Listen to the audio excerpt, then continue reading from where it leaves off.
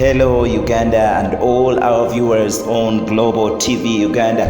We welcome you, but at the same time appreciate your time being with us, sharing our videos, liking and subscribing. For those new subscribers, bravo. Today we have moved our foot to this district of Kiryandongo, but what has brought us here is about the Karuma Dam. There is a very big development about this dam.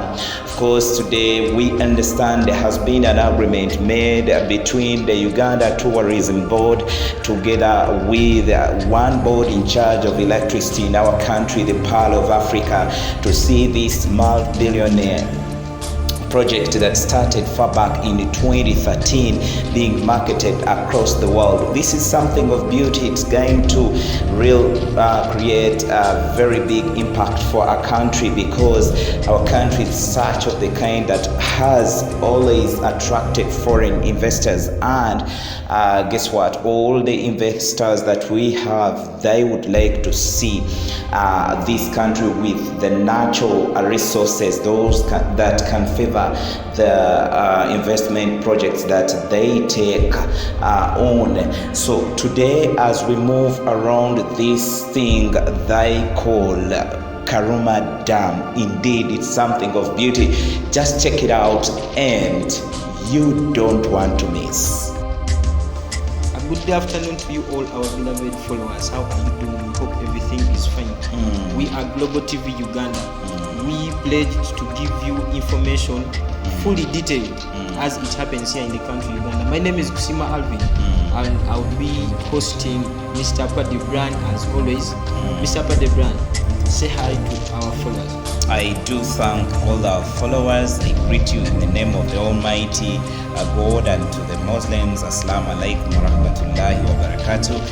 I will not stop but thank you for following us, sharing our videos, and continuing to make comments. Those things you do make us special, and they make us feel that you are special to us. Did continue with the spirit of sharing the link such that we can disseminate this information all over the country Uganda and the rest of the world.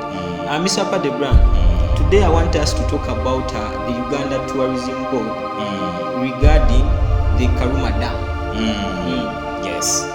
And inside story has it that the Uganda Tourism Board has finalized plans aiming at diversifying the country's tourism products by identifying Karuma Hydropower Dam into one of the country's attractions for tourism. Yes, but I do believe that is good for Uganda.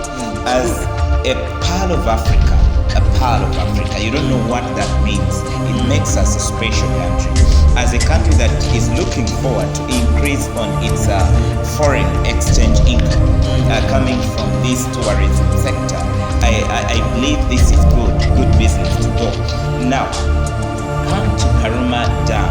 Even without Karuma, I believe there are very many times when we had tourists getting to Karuma, and this is often because of the sceneries, beautiful sceneries of Karuma. Now, with the dam that we know that it's of multi-billion dollars of a dam, this makes it even much more special, much more better. The Uganda Tourism Board made a memorandum, signed a memorandum of understanding with the Uganda Electric Generation Company to market its 600 megawatts. And this being in the form of diversification, of course we look forward to having an improved economy, because as income will be increasing from the tourism sector, we hope this will be of good to our country and the development at large.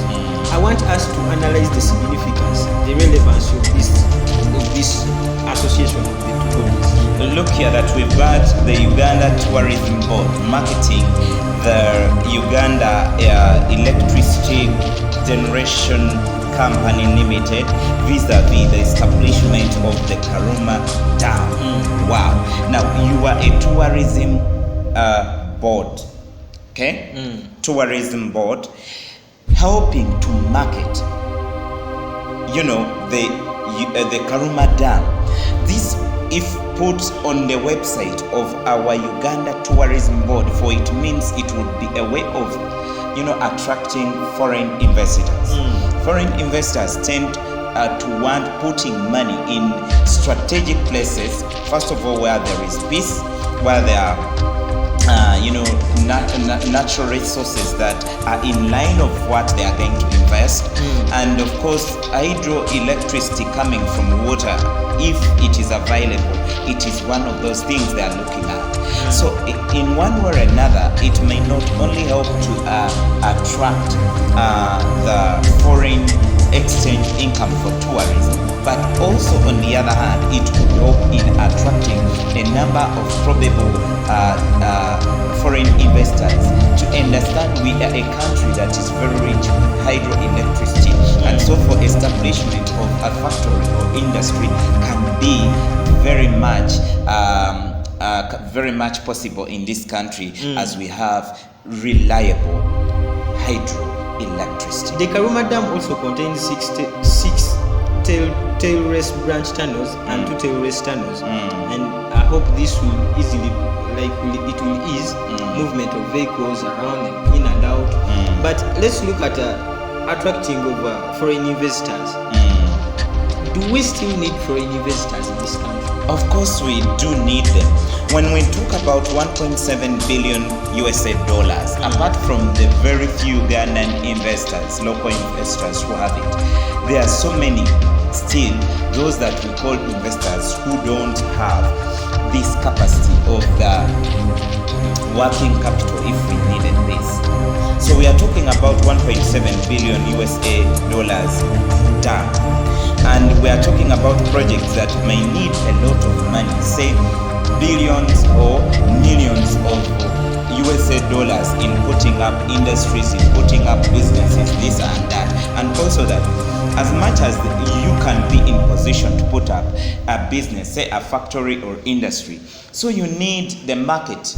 And those foreigners coming from countries that need our products, they would be the best, because they would connect what they produce here in our country now back to their home countries, which may not be the case with a Ugandan local investor who will produce a product, put up anyway a factory or industry, produce products, and these would sell only around Uganda or even in East Africa. I thought this was the right time for Ugandans and the Ugandan government to embark on industrialization fully.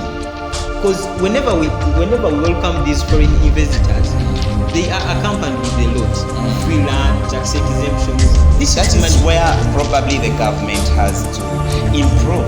But having to attract money from the foreign investors, that is something that is not bad. For as long as you have indeed come up with a foreign investor, not a parasite of a human being, to come into our country, then that you have to give them land or even help them borrow money from our own economy. So if there are indeed foreign investors that have come to inject money into our own, we don't have a luxury to deny such a chance, for as long as this factory is in Uganda, that the products produced, yes, they are sold across the Ugandan population, but also are sold across Africa, though there may be issues with profit repatriation.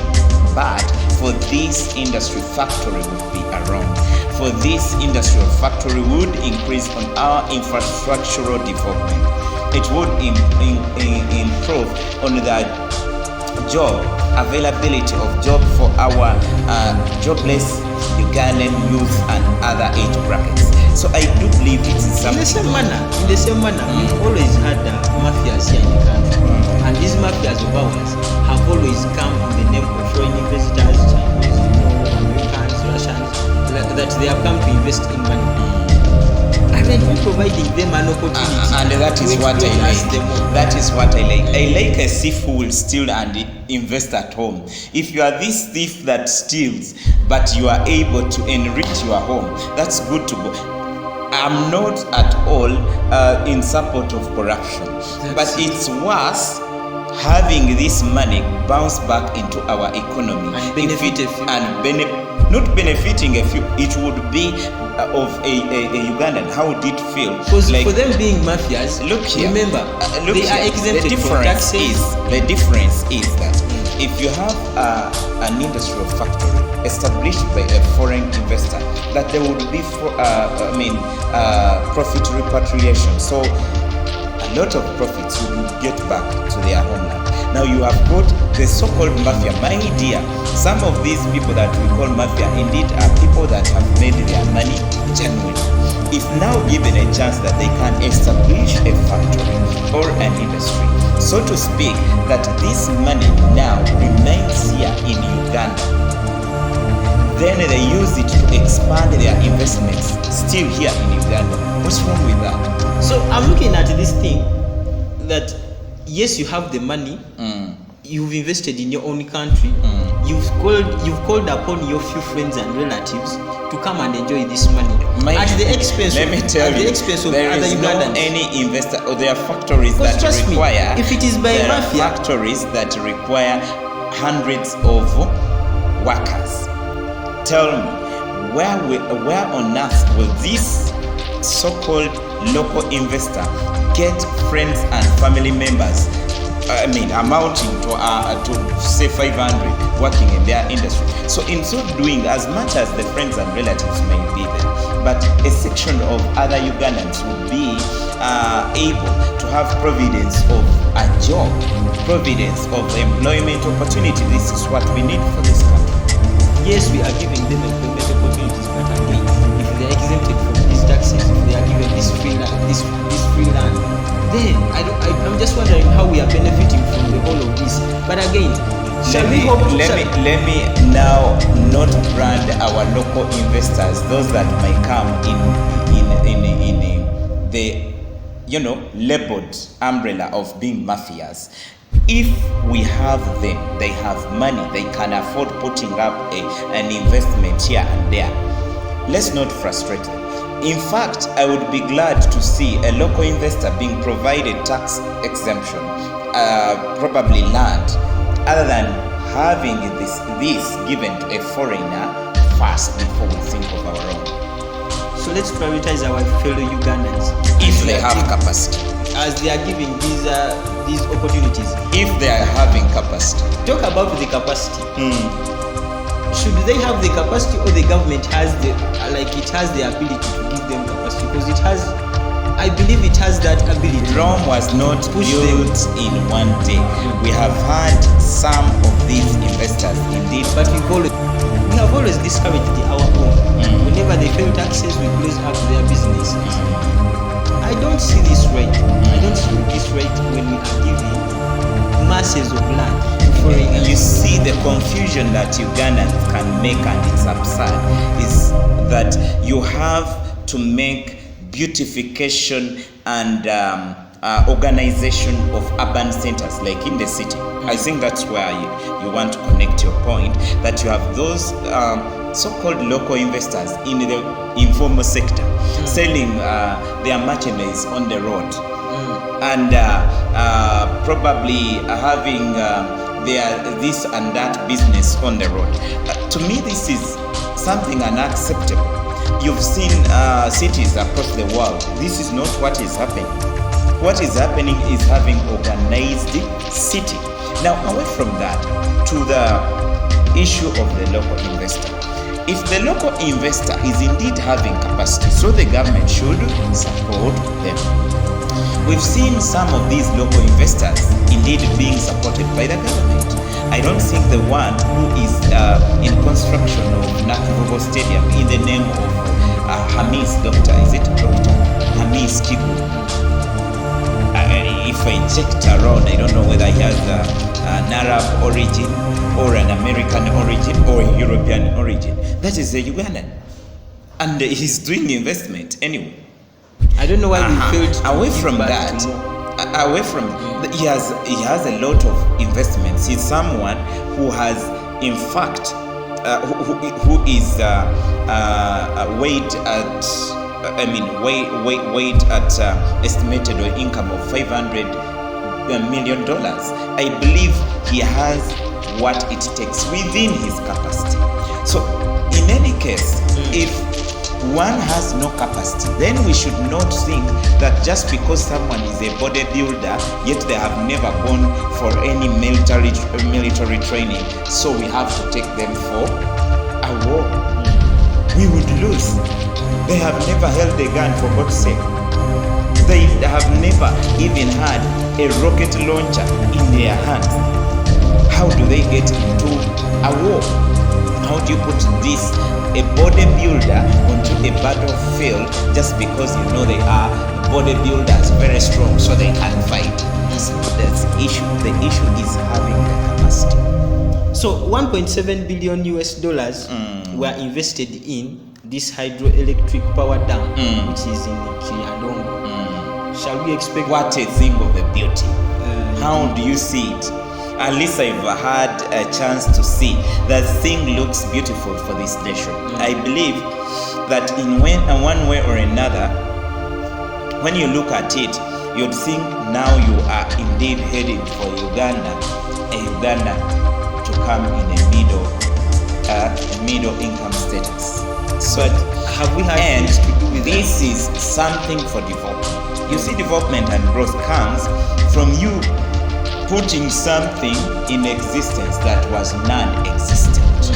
That is development and growth. So a thing of beauty like Karuma Dam is in existence in Uganda. Something so good, something good for this Uganda economically, socially, and the brand of this as country. the Uganda Tourism Board is going to market the 600 megawatts, should we expect decrease of prices of electricity units?